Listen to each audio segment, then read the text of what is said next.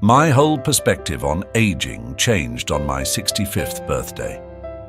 Sitting in a quiet coffee shop, watching life pass by, I realized something profound.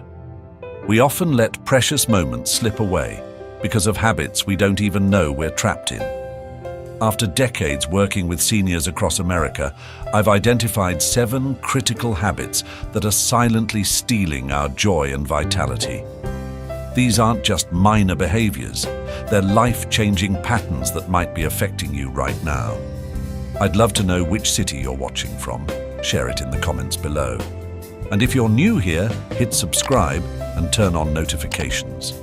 Every week, I share insights that have helped thousands of seniors rediscover their zest for life. Now, let me share the first habit that shocked even my closest friends. Habit bar 1, the silent yes, breaking free from always agreeing. The day I finally said no was also the day I found my voice again.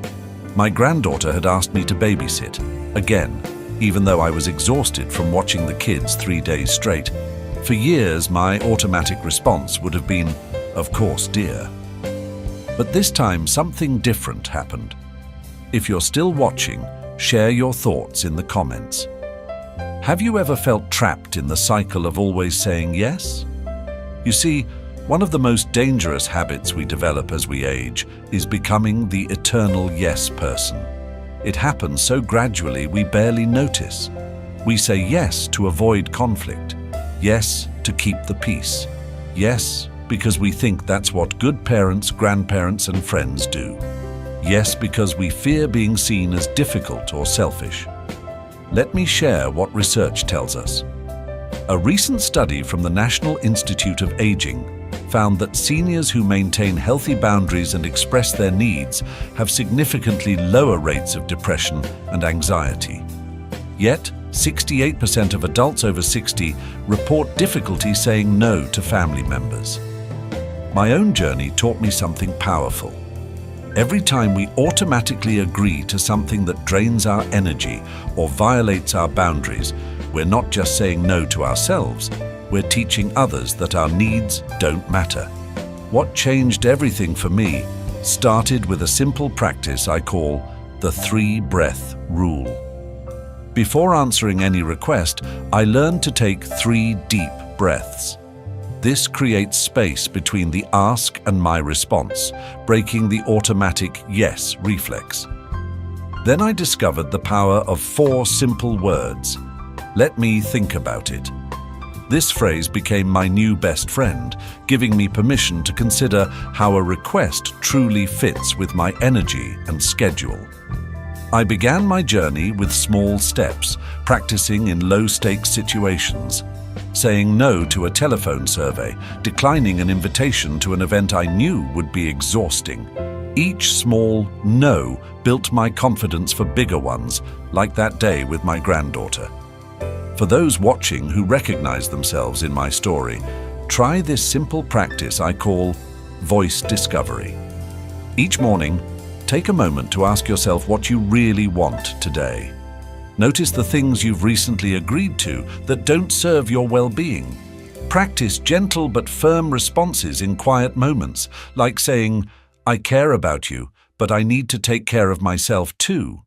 If you're finding value in these insights, give this video a thumbs up and share it with someone who might need to hear this message. Remember, your voice matters, your needs matter, your peace of mind matters. It took me 65 years to learn this truth, but you can start reclaiming your voice today. The freedom I found in learning to say no respectfully has transformed my relationships. Now, when I do say yes, it comes from a place of genuine desire rather than obligation. And surprisingly, my family respects me more for it. Before we move on to the second habit, I'd love to hear your experiences. Have you struggled with always saying yes? Share your story in the comments below. Our community is here to support you. Now, let's talk about the second habit that's silently draining your joy. Habit 2, the invisible wall, defeating social isolation. The coffee cup sat empty on my kitchen counter for weeks. It was a gift from my weekly coffee group. World's best friend, it said in faded letters. I used to meet them every Wednesday morning, sharing stories, laughter, and the kind of comfortable silence only old friends understand. Then, gradually, I stopped going. Too tired, I'd tell myself. Maybe next week. Until next week became next month, and months turned into a year of solitude. If you're watching this video and recognize that pattern, you're not alone. Share in the comments if you've ever caught yourself pulling away from social connections. The path to isolation is rarely sudden. It's like a gentle tide pulling us away from shore, so subtle we don't notice until the coastline is barely visible. We tell ourselves it's normal to become less social as we age, that it's easier to stay home, that technology and social media can fill the void of real human connection. But here's what medical research reveals. Social isolation isn't just an emotional challenge, it's a health crisis. Recent studies from Harvard Medical School show that chronic loneliness can be as damaging to our health as smoking 15 cigarettes a day. It increases our risk of heart disease, weakens our immune system, and can accelerate cognitive decline. My journey back to connection began with a phone call. My daughter had noticed my withdrawal, and instead of just checking in, she showed up at my door with 2 cups of coffee. "Mom," she said, "your friends miss you." Those 3 words cracked something open inside me. Let me share what worked for me and what I've seen work for countless others in our community. It starts with small steps. That first Wednesday, I didn't go back to the coffee group. Instead, I called one friend, just one. We talked for 15 minutes about nothing special, but it felt like rainfall after a drought. Technology, which can sometimes isolate us, can also be a bridge. I learned to use video calls not as a replacement for real connection, but as a way to stay in touch between face-to-face meetings. My grandkids taught me how to join online community groups for seniors who share my interests, from gardening to book discussions. One of my clients, Sarah, found her way back through volunteering at the local library. "It's not about huge commitments," she told me. "Sometimes just being around people, shelving books in comfortable silence, makes me feel part of something bigger." The key is creating what I call connection anchors, regular activities that naturally bring you into contact with others. It could be a morning walk in your neighborhood at the same time each day, where you start recognizing familiar faces. Or joining a senior center's weekly activities, where the simple act of showing up regularly creates opportunities for natural friendships to develop.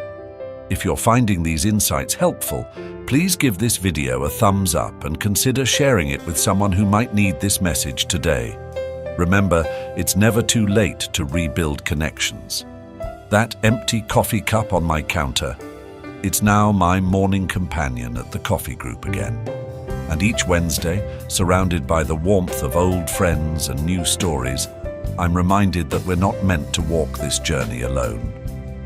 Before we move to our 3rd habit, I'd love to hear from you. What small step could you take today to reconnect with someone? Share your thoughts below. You might just inspire someone else to reach out too. Now, let's talk about the 3rd habit that might be holding you back. Habit 3. The too late myth, embracing health at any age. For 20 years, I walked past that gym on my way to the coffee shop. Not for me, I'd think. I'm too old for that now. Until one morning, through those same windows I'd ignored for so long, I saw someone who changed everything. A woman in her 80s, moving gracefully through a gentle yoga pose. Her smile caught me off guard. It was the smile of someone who'd discovered a secret I needed to learn. If you're watching and have ever told yourself it's too late for better health, share your thoughts in the comments below. Let me share something that might surprise you. Research from the National Institute on Aging shows that people in their 70s and 80s who start exercising show greater percentage improvements in strength than those in their 20s and 30s. Think about that for a moment. Our bodies are remarkably resilient, eager to respond to positive changes at any age. My own transformation didn't start with heavy weights or marathon training. It started with a 5-minute walk, just 5 minutes. When that became comfortable, I added another 5. Now, 2 years later, those 5-minute increments have blossomed into hour-long walks filled with conversation, laughter, and a level of energy I hadn't felt in decades. The secret lies in finding movement that brings you joy. For me, it was joining a senior water aerobics class where the water's buoyancy made movement feel effortless. For others, it might be chair yoga, gentle stretching, or simply walking with a friend. The key isn't what you do, it's starting where you are and building gradually. I've learned that building a health team is crucial. Mine includes my family doctor, who celebrated each small victory with me, a physical therapist who taught me to move safely, and my walking group who keep me accountable with their friendship and morning coffee dates after our walks. If this message resonates with you, give this video a thumbs up and share it with someone who needs to hear that it's never too late to start. Remember, the best time to plant a tree was 20 years ago. The second best time is now. The same applies to our health. Whether you're 60, 70, or 85, your body is ready to respond to positive changes. You just need to give it the chance. Before we move to our fourth habit, I'd love to know, what's one small step you could take today toward better health? Share your commitment in the comments. Our community is here to support your journey. Now, let's explore the fourth habit that might be keeping you stuck in the past. Habit 4, the time machine trap, living in the now.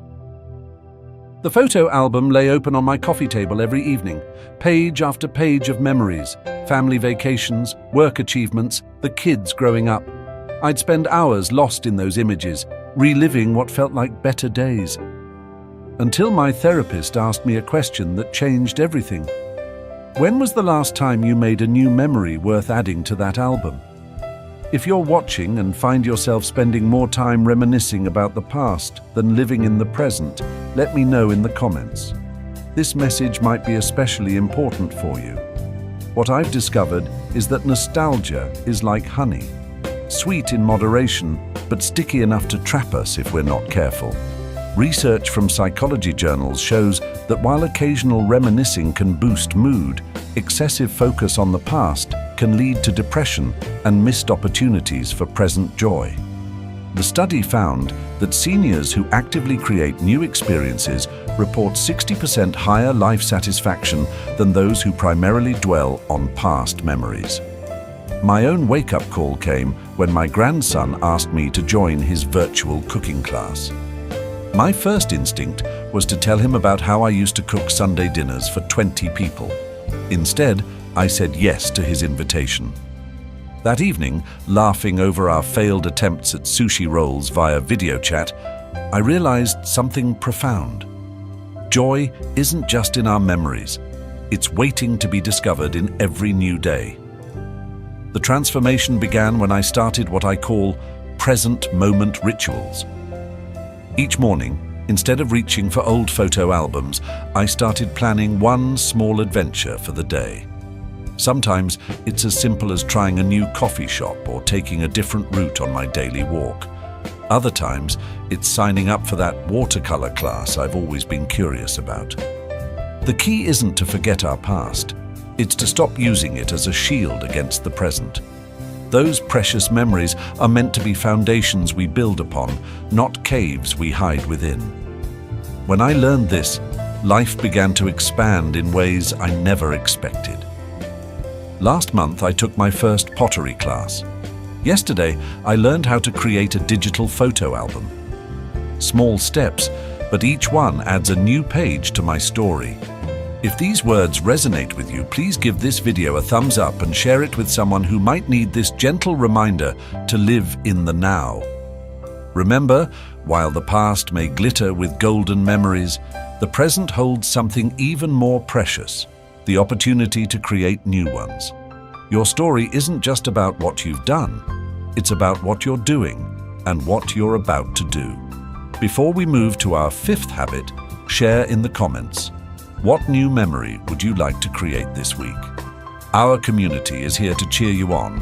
Now, let's explore the fifth habit that might be silently draining your joy.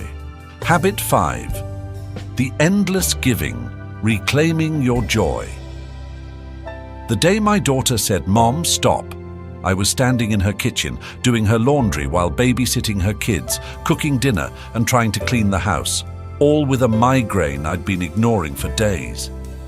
"Stop trying to do everything for everyone," she said, tears in her eyes. "We need you to take care of yourself first. If you're watching and find yourself constantly putting everyone else's needs before your own, share a heart in the comments. This message might just change your life. For decades, I wore my self-sacrifice like a badge of honor. The more I gave, the more valuable I felt. Babysitting at a moment's notice, dropping everything for family emergencies, being the constant support system. It became my identity. What I didn't realize was that I was slowly disappearing beneath all that giving. Recent studies on caregiver health reveal a startling truth. Chronic self-neglect leads to a 63% increased risk of serious health issues. Even more revealing, caregivers who practice regular self-care are actually rated as more effective by those they care for. Think about that. Taking care of ourselves makes us better at taking care of others. My journey to reclaiming joy started with something small but revolutionary, learning to say yes to myself first. That morning, cup of coffee enjoyed in peaceful solitude. The gentle no to last-minute babysitting when I needed rest. The courage to ask for help when I needed it myself. What transformed my relationship with giving was understanding that boundaries aren't walls, they're bridges to healthier relationships. When I started honoring my own needs, something magical happened. My family began respecting my time more. They started asking, "Are you sure you're not too tired?" before making requests. They learned to plan ahead instead of expecting instant availability. If these insights are helping you, please give this video a thumbs up and share it with other givers in your life who might need this message. The truth is, you can't pour from an empty cup. Your energy, your joy, your presence. These are precious resources that need replenishing. Taking care of yourself isn't selfish, it's essential for sustainable giving. Before we move to our sixth habit, I'd love to hear, what's one small way you could prioritize your own joy today? Share your thoughts below. Sometimes just writing it down is the first step to making it happen. Now, let's talk about the sixth habit that might be quietly undermining your well-being. Habit 6, the Superman Syndrome, honoring your limits. That moving box changed everything. "I can handle it," I insisted, waving away my son's offer to help. One lift, one sharp pain, and 3 months of physical therapy later, I finally learned what my body had been trying to tell me for years. Being strong isn't about refusing help. It's about being wise enough to accept it. If you're watching and have ever pushed yourself too hard trying to prove you still can, share your experience in the comments below. There's a peculiar pride we carry into our senior years, this need to prove we're just as capable as we've always been. I see it in my friends who insist on cleaning their 2-story homes alone, in neighbors who shovel heavy snow despite their doctor's warnings, in myself every time I try to prove that age is just a number. But here's what geriatric research tells us. Acknowledging our changing capabilities isn't surrender, it's wisdom. A recent study showed that seniors who adapt their activities to their current abilities report 70% fewer injuries and significantly higher life satisfaction than those who push against their limitations. My own journey of acceptance began with that moving box incident. During physical therapy, my therapist shared something profound. "Your body isn't betraying you," she said. "It's protecting you. The question is, are you listening?" Those words transformed how I viewed my changing capabilities. I learned to work with my body, instead of against it. Morning stiffness became a signal to start my day with gentle stretches rather than rushing into activities. The occasional dizziness when standing too quickly became a reminder to move mindfully. What I once saw as limitations slowly transformed into guidelines for living more wisely. If these insights resonate with you, give this video a thumbs up and share it with someone who might need this gentle reminder. The real strength, I've discovered, lies not in doing everything alone, but in building a community of support. Now I have a wonderful system. My neighbor's teenage son helps with heavy gardening work. I share rides to the grocery store with my friend down the street. And yes, I let my children help with the moving boxes. Before we move to our final habit, I'd love to hear, what's one way you could be kinder to your body this week? Share your thoughts below. Your wisdom might help someone else accept their own journey. Now, let's explore our final habit, one that might surprise you most. Habit 7. The Heart's Second Spring. Embracing love again. Grandma, your profile looks great. My grandson beamed as he showed me the dating app he'd just installed on my phone. I was mortified at first. Online dating? At my age? But that moment led to one of the most beautiful chapters of my life, one I never expected to write. If you're watching and have ever thought romance and connection were behind you, stay with me. This message might open your heart to new possibilities. After losing my husband of 42 years, I believed that chapter of my life was closed. Society often treats senior romance like a footnote, something cute but not quite proper. We're expected to be content with memories, to fold up our hearts and store them away like old photographs. But research tells a different story. Studies show that meaningful relationships in our later years not only improve our mental health, but can add up to 7 years to our lives. Love, it turns out, doesn't have an expiration date. Initially, I resisted. I'm too old, I'd say. Nobody wants to start over at this age. Then I met Harold at a community center dance. He was taking lessons to surprise his granddaughter at her wedding. We started as dance partners, became friends, and slowly, something more bloomed. Like teenagers, we found ourselves looking forward to every class, sharing coffee after, talking about everything and nothing. What I've learned about love in this season of life is revolutionary. It's different from young love, deeper, richer, more honest. We bring wisdom to our connections now. We know who we are. We've lived through loss and joy, through challenges and victories. This makes our capacity for love not smaller, but more profound.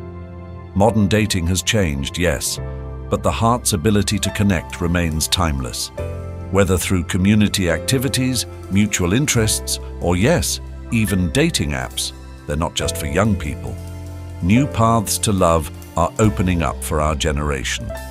If these words are touching your heart, please give this video a thumbs up and share it with someone who might need this reminder that it's never too late for love. The key is starting with friendship.